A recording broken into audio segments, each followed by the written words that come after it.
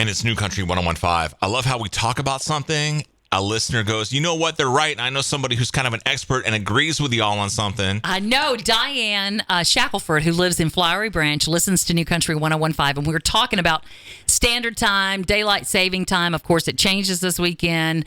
Kincaid and I do not like to spring forward. And Diane sends me an email and says, hey, I got somebody you can talk to. Jay, you're on a quest to save standard time. Good morning, and you seem as bothered about this as we are. What's the quest, man? What can you do? Well, thank you for having me here. Absolutely, this is great. I love talking about this issue. I'm a software engineer, but I'm also an amateur astronomer. I'm a fan of circadian health. I noticed in 2019 there was this sudden push forward of these bills to make daylight saving time permanent. And I said, no, this has to stop. So I started gathering resources and grassroots campaign, and it really snowballed. And we are incorporating as a nonprofit this year, and we are working to oppose bills for permanent daylight saving time and support bills for permanent standard time. Permanent standard time is the best clock for health, for safety, for your kids' education, even for your workplace productivity. I would agree. Now, for those who don't know what the circadian rhythms are and how that affects you and your sleep and your overall mental health, can you kind of give us a quick overview of that? Oh, yes, of course. Our bodies are, through millions of years, millennia, we've evolved to be in tune with the sun.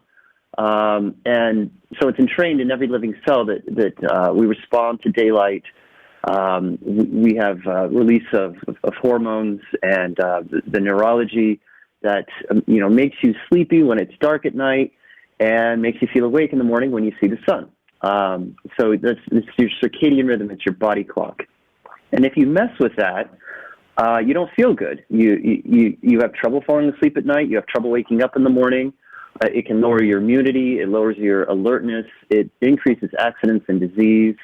It decreases school performance and workplace productivity. And this has measurable effects on your healthcare costs, on your longevity. You don't want to mess with your body clock. I don't want to mess with mine. No. I don't want to spring forward this weekend. I can tell you that. Bad enough getting up as early as we do. We love what we do, but getting up, you never get used to it. Now, what would you say to those who'd say, now, hold on. Okay, what does it matter to you versus an hour difference if they say the legislature is now voting on a bill that has bipartisan support, this is in the Senate, where they want to keep the daylight time as the time forever, not change it. What would be that versus standard time? It's an hour. What's the difference? It's the sun, and it's what time the sun sets, and it's kind of a big deal. Well, a lot of people might say, well, it's just an hour. But we find that when we turn the clocks forward an hour, that your body clock does not move an hour. It's estimated only to move about 2 minutes. So you end up feeling behind. You feel tired. It was daylight saving time was once called fast time.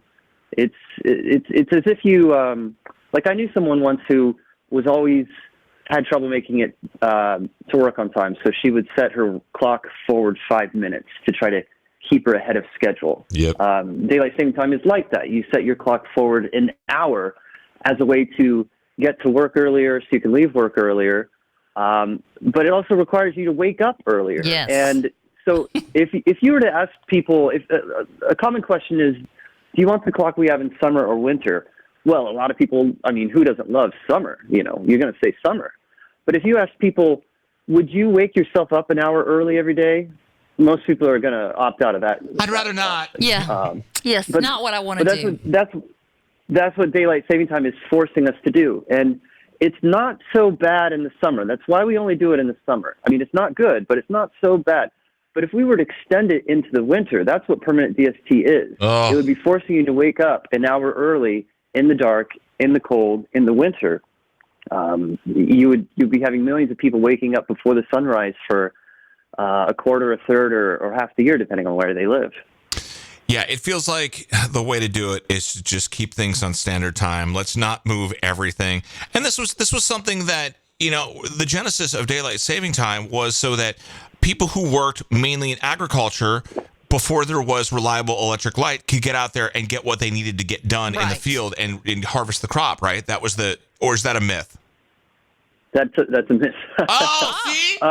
See, that's what we've always heard. Yeah, that's what I heard. And that's what I hear from people, too. They're always like, oh, my God, I love it because we have more daylight. Listen, buy some lights. How did this all start then? You're the expert. Well, so it was a lot of people attribute it to Benjamin Franklin. He wrote a scathing satire saying that people in Paris stay up all night. They would, if we fired a cannon in the morning to get them up earlier, they'd save on candle wax. But it was a joke. Oh no! Then some bug collector down in New Zealand, George Hudson, said, "Hey, if I could get everybody to leave work early, I could collect more bugs." But it really didn't take off until the World Wars, when they thought, well, if we really do force people to wake up earlier, maybe they'll go to bed earlier, and we'll save on oil for the war effort. So it was wartime in World War I and World War II. People did not like it, and as soon as the wars were over, we put it back. But certain industries noticed there was profit. The petroleum companies found that people were driving more in the evening, and then the chambers of commerce. The chambers of commerce were discovering people were shopping more. It's all about a dollar then. Yeah, it all money. comes down to money. Oh, my gosh. See, this is driven by big time. Oh, I hate that. And it's historically very well documented that big oil, big retail, big golf, even the candy industry has gotten involved in this. Oh. And Wow. Currently, we're seeing the chambers of commerce again getting behind these bills. This seems like a giant, big waste of time, if you ask me. So, where can we get more info? How can we help? Donations, all that stuff to save standard time. What's your website, my friend? SaveStandardTime.com. We're also on Twitter at twitter.com/SaveStandard. We're on Facebook. We're on LinkedIn. We're on Instagram. And we're posting at least once a day. We are working on bills in Georgia. There's HB 44, which we oppose to make permanent daylight saving time. I think there's SB 12, which we support for permanent standard time. And then there's SB 100, which is a weird sort of a hybrid bill, and we have mixed feelings about that bill. It's trying to go both ways. But definitely go to our website, go to our Twitter. We have information on how to contact your representatives in your local state and in Congress. Perfect. Jay, thank you. Maybe we should just split the difference and spring ahead 30 minutes. Oh, no. How about nothing? I vote for no change. Jay, thank you. Me too. Standard time is based on the sun, and that's really the best you can do. That's the best optimal conditions for health and safety. Jay, thank you so much for your time, man. Get back to sleep, out there in San Francisco, and appreciate you being on New Country 101.5, my friend. Thanks. Well, it was a pleasure. Thank you very much.